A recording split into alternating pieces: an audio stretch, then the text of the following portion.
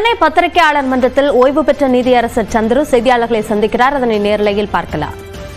அவர்கள் தங்களுடைய அந்த குறிப்பில் எழுதியிருக்கிறார்கள். ஒன்றிய அரசு எங்களிடம் இந்த தகவலை பகிர்ந்து கொண்டார்கள். அவர் சொன்ன அந்த முகநூல் பதிவுகளை நாங்கள் பார்த்தோம். இதை ஏற்றுக்கொள்ள முடியாது. ஜான் சத்தியனை நீங்கள் நீதிபதியாக நியமிக்க வேண்டும்.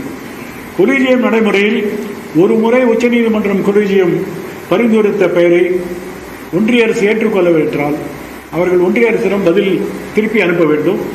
மறுபடியும் அந்த உச்சநீதிமன்றத்தின் கொலீஜியம் ஏற்றுக்கொண்டால் அந்த ஒன்றிய அரசுக்கு எந்த விதமான டிஸ்கிரிப்ஷனும் கிடையாது, எந்த விதமான வாய்ப்பும் கிடையாது.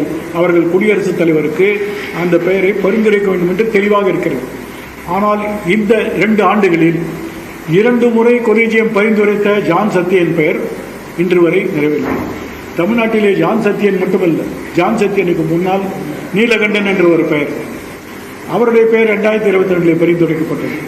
அவருடைய இளவரர்கள், அவருடைய ஜூனியராக இருக்கவர்களெல்லாம் பேர் வந்தபோது உச்சநீதிமன்றத்துடைய அந்த கொலீஜியம் அந்த அறிக்கையிலே சொல்லியிருக்கிறார்கள், இவரை விட இளவர்களெல்லாம் அனுப்புகிறீர்கள், இவர் பெயரை நாங்கள் ஏற்கனவே பரிந்துரைத்திருக்கிறோம், ஏன் இவரை நியமனம் செய்யவில்லை என்று கேட்டிருக்கிறார்கள். இன்றைய வரை பதில் கிடையாது.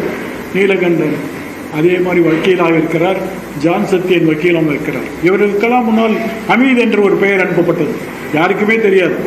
அவர் ஒரு மாவட்ட நீதிபதியாக இருந்தவர்.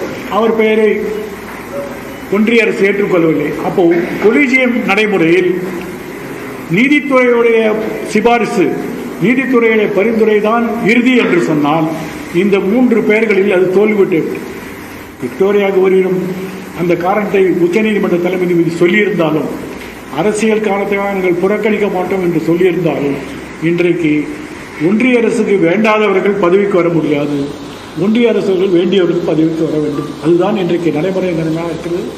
இப்பொழுதும் புதிய தலைமை நீதிபதி சென்னை உயர்நீதிமன்றத்துக்கு வந்திருக்கிறார்கள். சென்னை உயர்நீதிமன்றம் என்று சொல்லும்போது நீங்கள்லாம் சிரிப்பீர்கள், அது தமிழ்நாடுக்கும் புதுச்சேரிக்கும் சேர்த்த நீதிமன்றம்.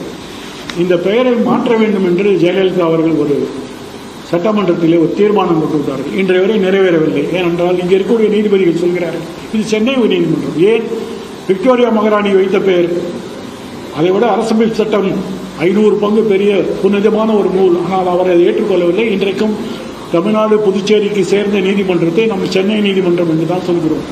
இப்படி அரசாங்கம் சொல்லக்கூடிய ஒரு கருத்தை, மக்களுடைய கருத்தை ஏற்றுக்கொள்ளாத நீதிமன்றம் அங்கே இருக்கிறது.